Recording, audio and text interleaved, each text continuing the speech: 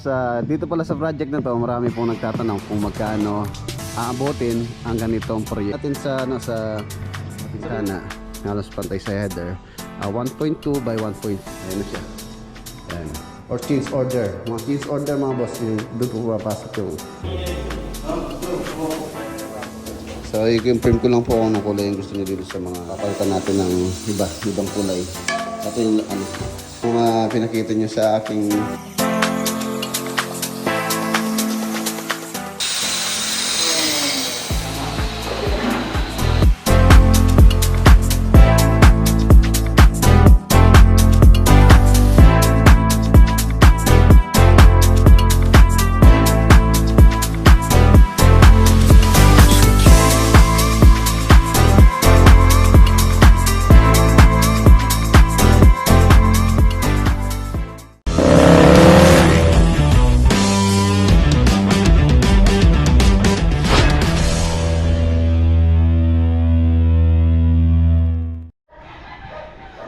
good morning.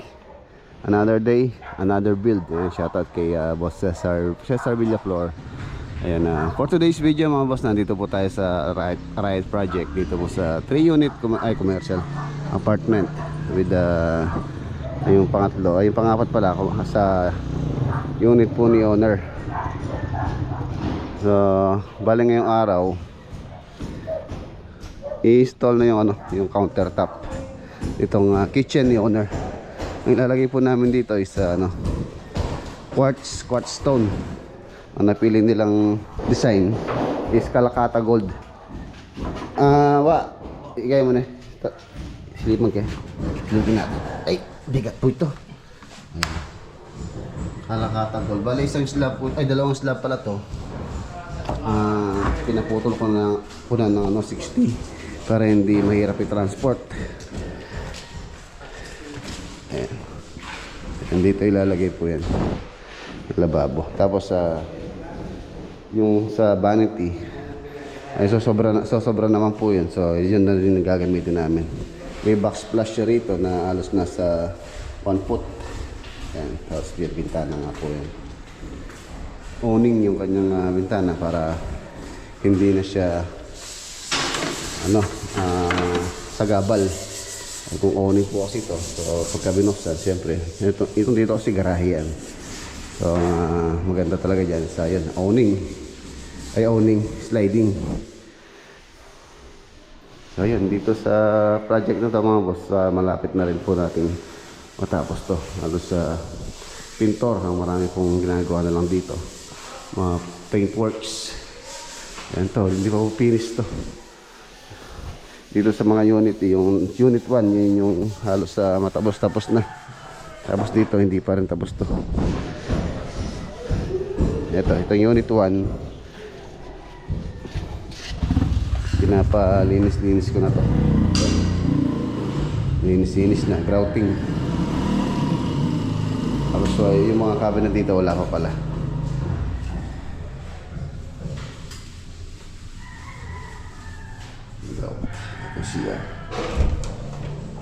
CR niya.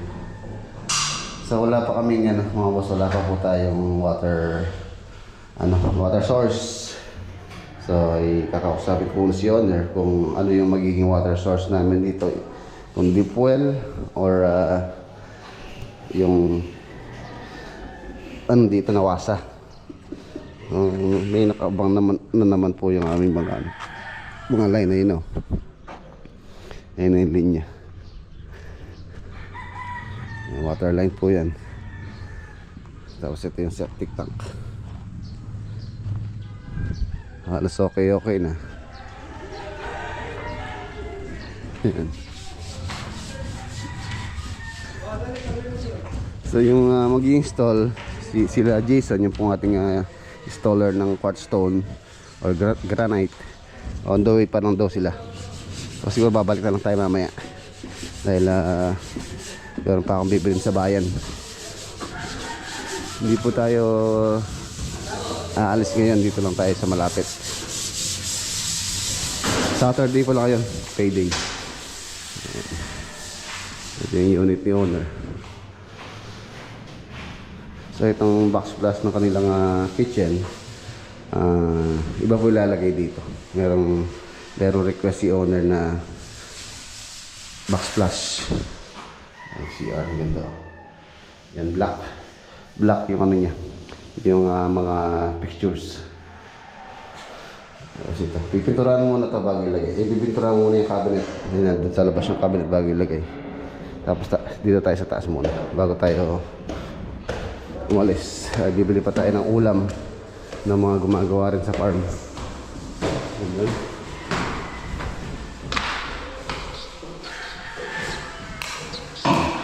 Diba? Diba? Tricolor po itong mga pinlight na to. Ready white, warm white, and then full white.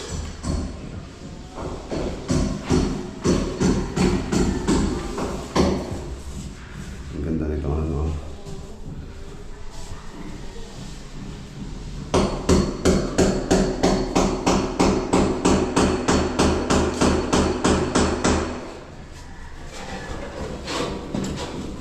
Ito pong kaya na rin.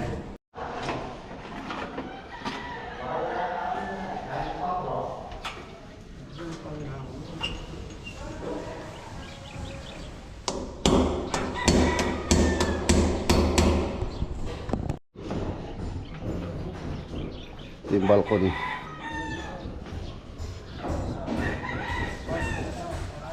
Ganda. Maganda dito mga boss, morning sun siya. Morning sun. So pagka tanghali na, nandito na sa kabila yung araw, napaka-presko na po rito sa balcony. Ayan. Tapos yun nga, okay lang na rin si aircon installer. Aircon na rin itong mga unit. Hindi ko muna natatanggal to para hindi na pumagasgasan muna yung ating mga wood planks. Pagka okay na sa loob, doon natin unwrap.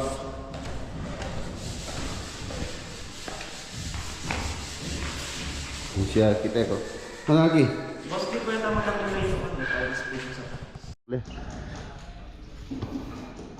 yung mga boss, yun na natin sila muna. Parang kailan lang. Nung po ngayon umpisa namin ito pong area na to napakasukal. Ngayon yan, malinis na. So yun na yung yung apartment, 3 units. So available pa po yan kung gusto nyo po mag-inquire. So yan. Ayan, iwan muna natin sila mga boss. Balik na lang tayo mamaya. Wala pa naman yung mga installer.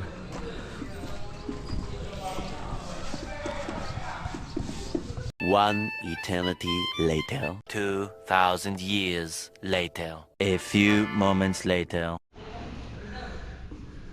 Ayun mga boss, okay na. Nakapamalengke na ako kanina. So ayan, lulutuin na lang. Nagbalik lang tayo. Nandito na po yung installer. Nagmotor na lang ako. Sina Jason, yung pong ating installer ng quartz granite. Sila po yung mag-install dito. Ayan si Roelio.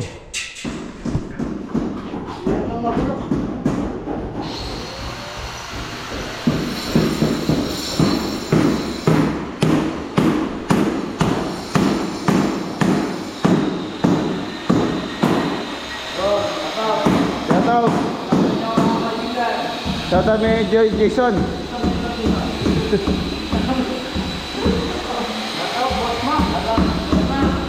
Boss Mac.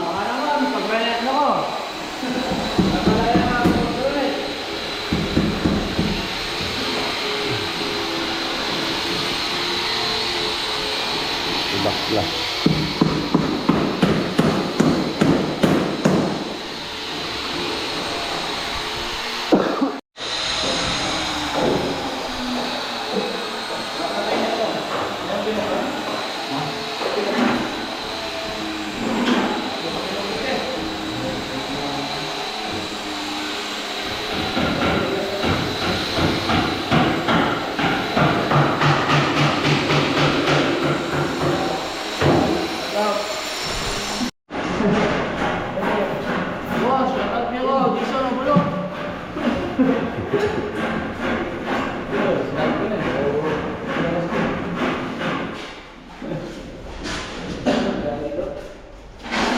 Malapit na.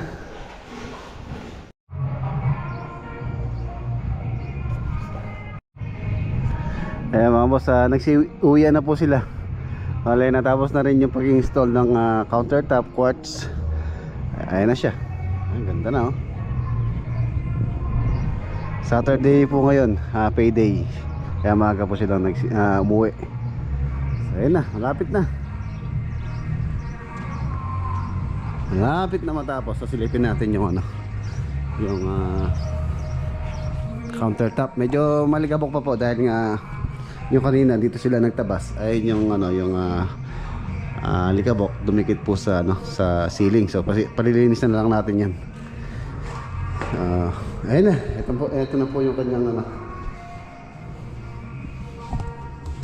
quartz countertop na Kalakata gold ang po nito.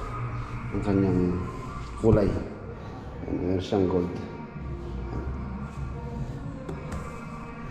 Ayun, tapos nakalagay na rin tong sink. Yan, dual po to. So si owner din po yung pumili dito. Nag-send lang ako sa kanila ng sample. So ito yung nagustuhan nila. Itong sink na to. Yan, yung cabinet. Yung cabinet, pag-usapan pa namin kung anong gusto nila ng cabinet po dyan. Tapos dito yung pwesto ng kanilang ref. Ayan.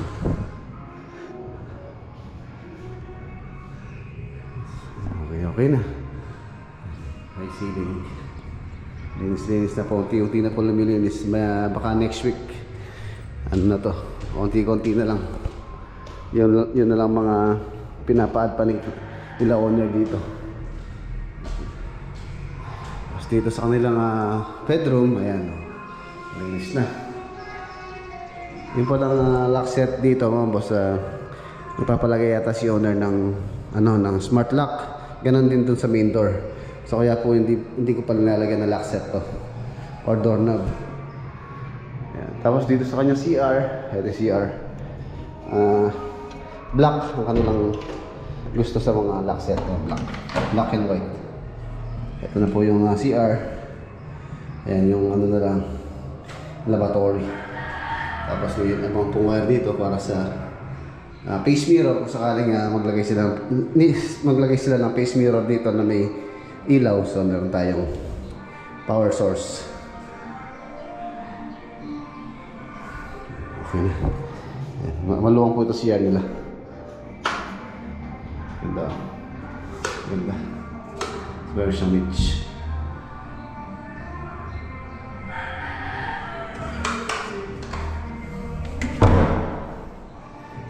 Medyo may music sa kabila.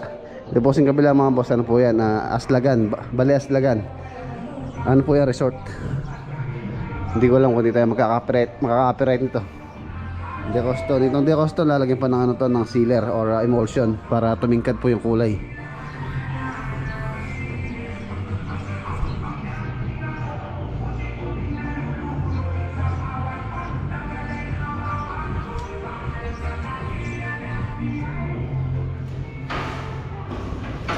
Sarado natin. Ayan. Ganda. Tapos sa cortina, possible po yung aircon dito magpapwesto. Dito si area na to. And, hindi po kasi pwede rito. Maglalagay daw ng curtain si owner dito from floor to ceiling, up to ceiling. Kaya dito yung magandang location ng aircon. Headboard nila dito. Facing Mount Arayat. Ayan, ang ganda oh. Pag-ising mo yun yung bubungod sa'yo, yung bundok ng Arayat. Ang ganda. Mas malapit po yung bundok dito kumpara po dun sa akin, dun sa farm. Dito talagang tanaw na tanaw siya. Mas malapit.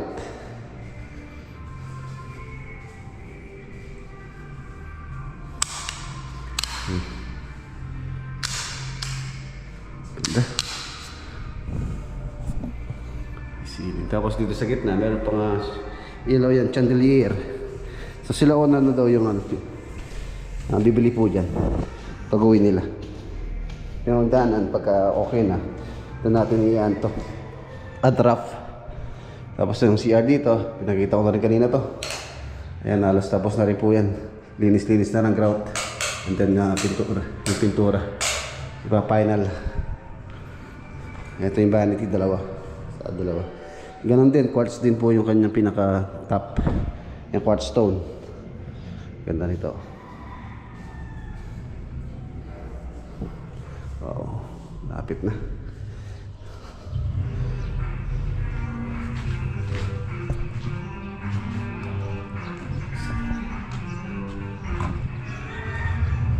Itong Persian, ito yung malapit na matapos. Tingnan natin. Sana hindi nakalak. Ay, nakalak. Nakalak po siya. Wala si ano eh. Umalis si Pablito. Nakalak yung ano.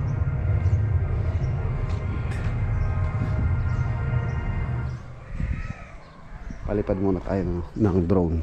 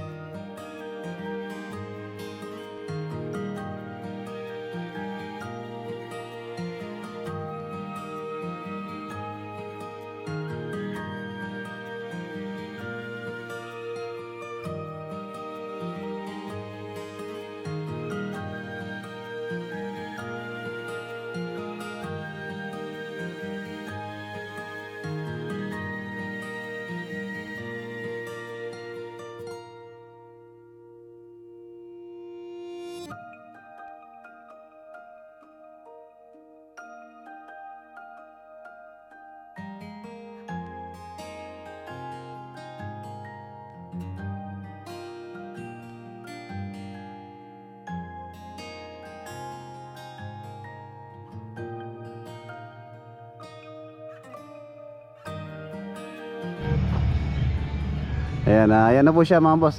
Dito pala sa project na to, marami pong nagtatanong kung magkano aabotin ang ganitong proyekto. Ang finish po nito mga boss, ang finish ng mga unit is standard finish. So ang standard naglalaro po or yung presyo niya conforme din po sa location, ang price. For example, dito sa Pampanga, yung standard finish po ngayon nasa 25 to 30,000 standard finish. So ayan, para may idea kayo kung magkano inabot to. So kung magpapagawa kayo ng ganito, sabihin na natin yung total floor area ng paggawa nyo is around 200 square meter. So i-multiply lang natin sa 30,000. So for example, 200 square meter, multiply natin sa sabihin na 25,000 standard finish. So yun po yung ating makukuha. So around 5M kung nasa 25,000 yung pong tawag dito, yung per square meter. Ayan, inulit ko, 25 to 30,000 standard finish yan. Pero itong sa unit ni owner mga boss, hindi po siya standard, which is nakita nyo naman yung mga door is oversized. Yan, hindi po standard. Yung standard, katulad niyan, standard yan 2.1 meters. Tsaka yung mga bintana halos pantay sa header, 1.2 by 1.5. 1.2 yung taas, 1.5 yung lapad. Tapos yung railing, yan, steel railing. Tapos painted siya ng black. Sa original plan nito mga boss, medyo above standard, mataas siya sa standard. Ang design nito, tempered glass po yung yung railing na yan. Tapos yung slab niya sa low pala, nag-downgrade din kami dyan, which is hindi na siya slab. Ano lang po ginamit namin dyan, steel frame siya. Tapos nilagyan namin ng saig na Paisen board para hindi po anayin na 12mm, makapal po yun. Dapat po pagka nagpagawa kayo ganito, yung inyong frame nung inyong slab or yung flooring ng second floor dapat matibay. Dapat hindi siya titipirin. Ayan, para pagka nilagyan ng tiles, para din siyang slab. So yun mga boss, yun na po yung masishare kong idea sa inyo kung magkano po yung ganito, magkano aabutin yung ganitong finish. So yun, Dito tayo, makaka-copyright tayo dito, may sounds. Ayan na siya. Ayan. Dito, hindi po standard to. Ayan, PVC ceiling. Sa standard kasi halos sa PSM board o gypsum board ceiling lang. Ayan, PVC medyo hindi na siya pasok sa standard, masasabing standard. Tapos yung kanyang countertop, quartz stone, which is medyo expensive or pricey itong ganito. Alam naman natin na mahal itong quartz. Ayan. Sa standard mga boss, is either na gagamitan yan ng 60 by 120 tiles or granite or granite. Yan, pasok pa sa standard yan. Yung granite kasi hindi naman ganun kamahal. Pasok pa sa standard. Yung formula sa pag-uusapan. Tulad dito, may mga si client dito, may mga changes or change order. Mga change order mga boss, doon po pumapasok yung additional. For example, si owner gusto niya ng mga cladding. So, yun, siyempre, wala sa contract yun. Additional po yung mga yun. Ayan. Tulad yan, yung main door, 8 feet. Tapos yung mga bintana niya, mahaba. Ganun din dito. Ayan, yung kanyang skylight is napakalaki. Ayan. Tapos yung tiles niya, 20 by 1 meter na wood look. Ayan, medyo din po ito. Hindi rin siya pasok sa budget ng standard. Sa standard, 60 by 60. Ayan, pasok pa yan. Medyo, pa yan. Medyo, meron pang makukuha ang murang 60 by 60. So, yun. Mga boss, okay na. So, dito ko na po tatapusin yung ating vlog for today.